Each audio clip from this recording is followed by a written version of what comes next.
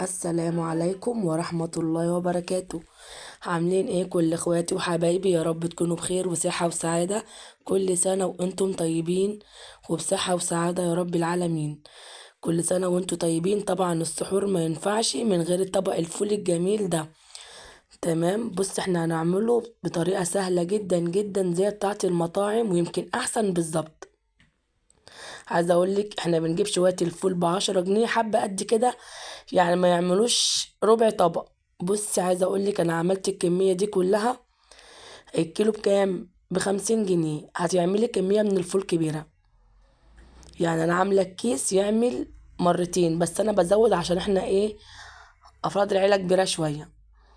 بص واقولك هنعمله ازاي وبطريقة سهلة وجميلة. وبص انا مش حاطة فيه ولا عدس ولا حاطة فيه لون ولا حاطة فيه اي حاجة. بص هو فول طبيعي كده.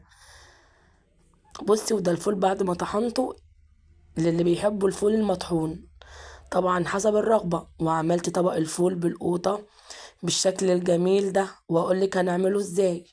طبعا خزنت في الاكياس عشان طبعا نبقى نطلع على قد الوجبة. اللي اول مرة يشوفني ويتابعني، انا ابداعات مطبخ ام هاجر. اوعي تنسيني باللايك الجميل بتاعك. وكل سنة وانتم طيبين يا رب.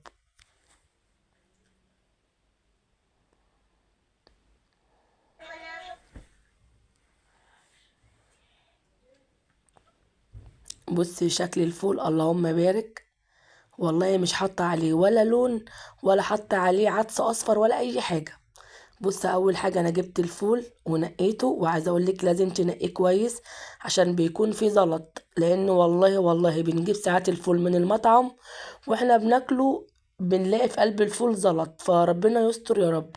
لو زلطايه جت تحت ضرسك يعني ربنا يستر، حاجه صعبه جدا جدا. طبعا نقيته تنقيه كويسه وهندمسه في الدماسه دي. اول حاجه هنعمل ايه، هننقع الفول بتاعنا في ميه. هجيب حاجه كده واسعه عشان الفول طبعا معاكي وبيزيد. هنزل كده بالفول بتاعي،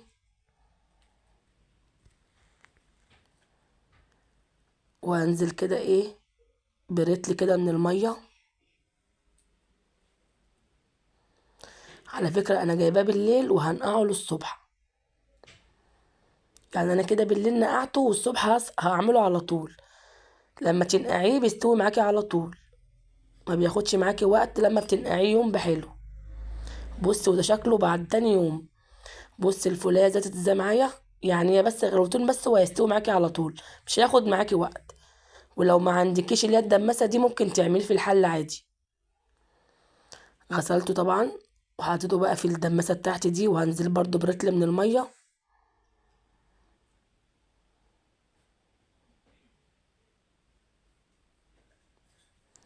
هديله بس كده اول غلوه معايا. بص كده الفول خد اول غلوه.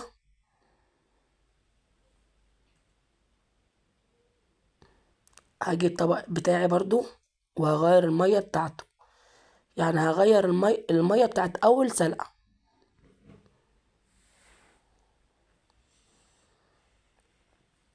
بصي والله الفول اللهم بارك يا رب. حاجة في بيتك كده عاملاها بمزاج وبروقان، حاجة نظيفة. طبعا منقيه الفول بتاعك، لان والله جبنا الفول كذا مرة من المطعم بينزل تحت ضرسنا زلط والله. فلما تعمليه في بيتك مش هياخد معاكي وقت.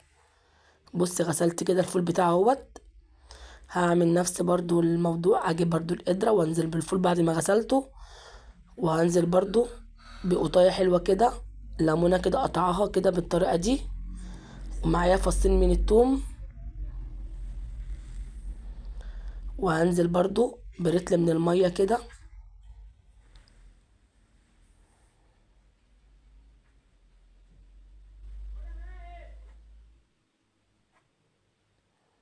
تمام كده، ما تمليش المية للآخر عشان ما يفرش معاكي على البوتاجاز ويبوظ الدنيا. كده انا كده علقت على الفول بتاعي وخلاص، هو دخل كده ايه في مرحلة الغليان. اول ما يغلي معاكي هتعملي ايه بقى، هتوطي النار خالص خالص، لان طبعا لو عليت عليه النار هيفرع على البوتاجاز ويبوظ الدنيا. فاحنا بنهدي عليه النار خالص. ويا دوبك هو ساعة بس وبيستوي معاكي الفول. بصي وطيت النار كده خالص. بص لما وطيت النار هجيب بقى الطبق بتاعي واعمله كده تهوية بالطريقة دي. كده هوله البخار عشان ايه ما يفرش مني على البوتاجاز. هتعملي التهوية بالطريقة دي. بصي خد كده اول غلوة. بص لونه جميل. مش حاطه له اي اضافات ولا عدس ولا لون ولا اي حاجة. هحط في الطبق بتاعي شوية مية كده ايه. البخار هيسخن المية بتاعتي لما الفول المية تقل منك. هتقومي مزودة من الطبق ده. تمام كده. بصي البخار طالع بيسخن المية معاكي. بصي تزودي كده بالطبق لما المية تنقص معاكي في الفوالة. هتزودي بالطبق. وتعالي بقى نبص على الفول بعد غلوة واحدة بس. عايزة اقولك ان هو استوى ما خدش معايا وقت لان انا نقعته من بالليل. فالنقع ده بيسهل معاك السوا على طول. وتعالى اوريكي بصي. الفول خلاص اهوت دخل في السوا معايا.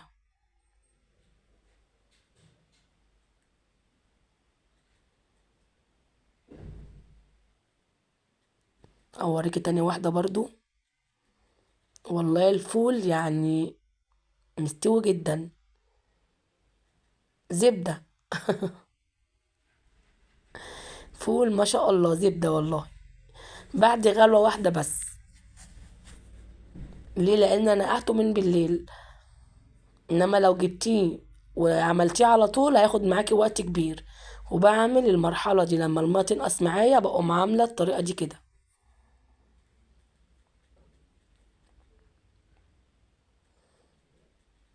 تعالوا بصوا خلاص كده ايه الفول بتاعي كده خلاص يعني. دقيقتين تلاتة وهنزله. لانه هو استوى. ما خدش والله معايا وقت يعني عايزة اقولك يعني خد معايا نص ساعة بالظبط. بص الفول اللهم بارك. حاجة كده عاملاها لأولادك حاجة كده بمزاجك. هقولك بقى نعمل ازاي الفول بقوطة. أول حاجة أنا معايا كزبرة خضراء. معايا فصين من التوم معايا بصلة صغيرة معايا قرن من فلفل. معلقة من الزبدة طبعا. كام قطاية كده مقطعاهم بالشكل ده هجيب الطاسة بتاعتي وانزل أول حاجة كده بالزبدة بتاعتي.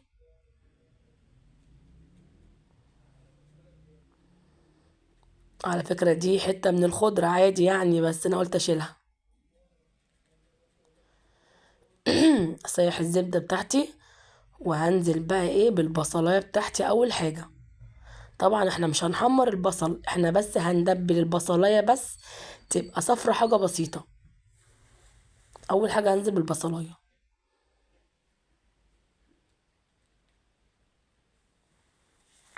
قلبت قلبتين كده. بص كده هي خلاص يعني دخلت. في مرحلة كده الصفار اللي انا عايزاه. هنزل بفصين التوم. احمرهم كده مع البصلاية.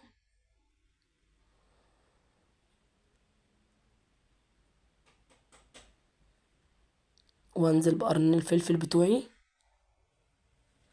قلبت قلبتين.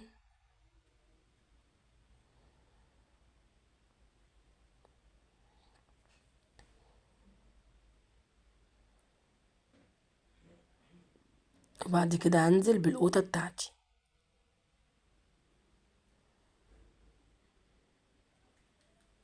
بجد هتاكل طبق فول. حكاية والله العظيم اعملي الطريقة دي جميلة جدا جدا. بص احنا المفروض نحط شوية مية بس انا مش هحط بقى مية. انا هحط شوية مية من بتاعة الفول. طالما كده كده احنا بنعمل فول والفول فيه مية طب ما احنا نحط شوية مية فول. مش لازم او مش عايزة مية الفول. حطي مية عادية بس افضل يعني مية الفول. عايزة اقولك والله لونه احمر بس الكاميرا ظلماه. بص كده خلاص الفول بتاعي كده ايه خلاص استوى. هجيب بقى الاكياس بتاعتي دي كده. وعلى قد الكمية اللي انت عايزاها تفرزي في الكيس. حسب بقى الوجبة اللي انت عايزاها. تقللي تزودي حسب ما انت عايزة. وهربط الكيس بالطريقة دي كده. بصي والله العظيم فول جميل جميل جدا جدا. هعمل كمان كيس. معاكي.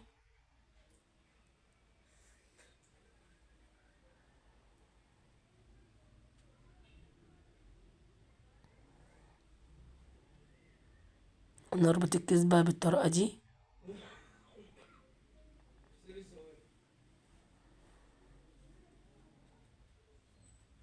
هفضي الفول بقى معاكي كده، بصي شكله اللهم بارك جميل جدا جدا، ومستوي بطريقة صحيحة، وبجد حاجة يعني جميلة جدا في بيتك، ما خدش معاكي وقت.